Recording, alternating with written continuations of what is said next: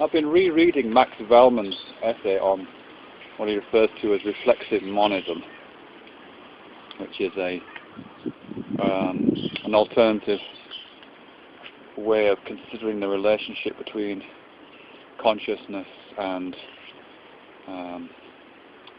the matter of the world, the physical world. And it's a kind of response against dualism of various sorts, and also in some ways as a response to various versions of eliminated materialism of people like Pat and Paul Churchland and Daniel Dennett.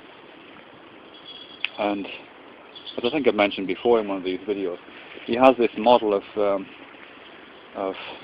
consciousness. I'm not sure you've used that term much, phenomenal awareness, something like that, I can't remember the term he uses, in which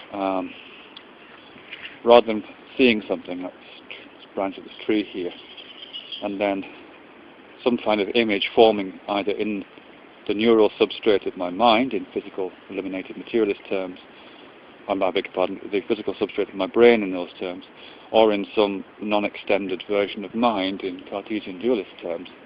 Rather than that happening, I see the tree, and my impression of the tree is out there where the tree is.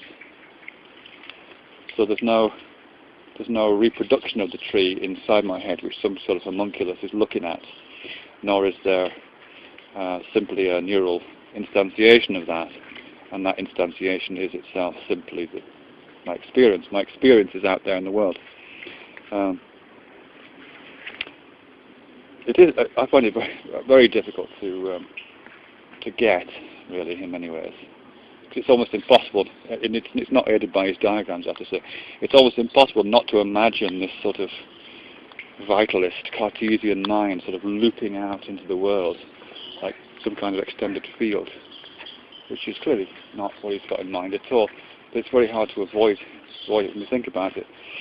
As I say, his diagrams do seem to encourage that. You know, he has little pictures of people's heads in profile looking at cats, with lines looping out of their head to indicate where their perceptual experience would project.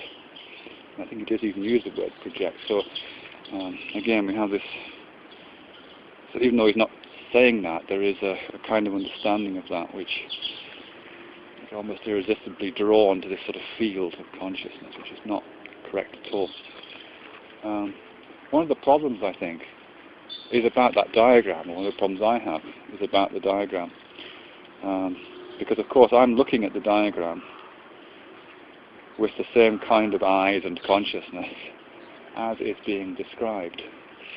So everything about the diagram that I'm looking at, and he does refer to that as the observer. He does make reference to myself as the observer.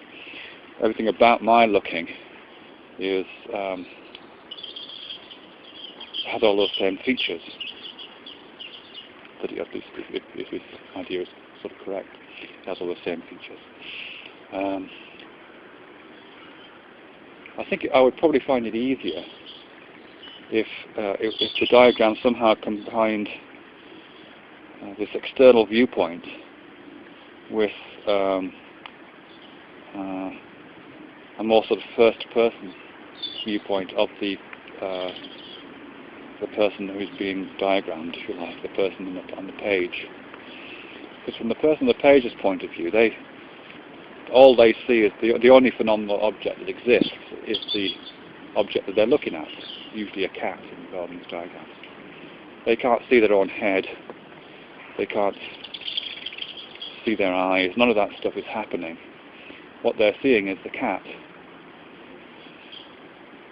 And in stark physics terms, I guess, if you were to take out all of the phenomenal qualities of that image for a moment, other than the phenomenal qualities which that person being diagrammed has, then nothing else would be visible on the page apart from their vision of the cat. Everything else would be information, or it would be descriptions of various electromagnetic fields, or of descriptions of quantum effects, or descriptions of something like that.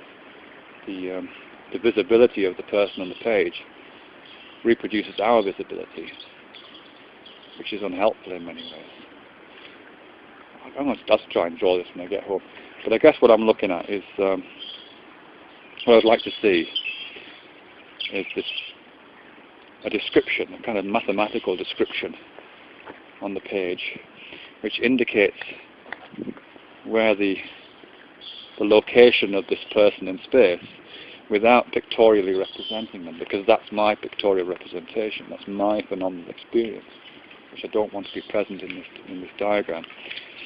I want that, and then I want the cat, which is their phenomenal experience, pictured representationally. I'll have a go at drawing that when I get home.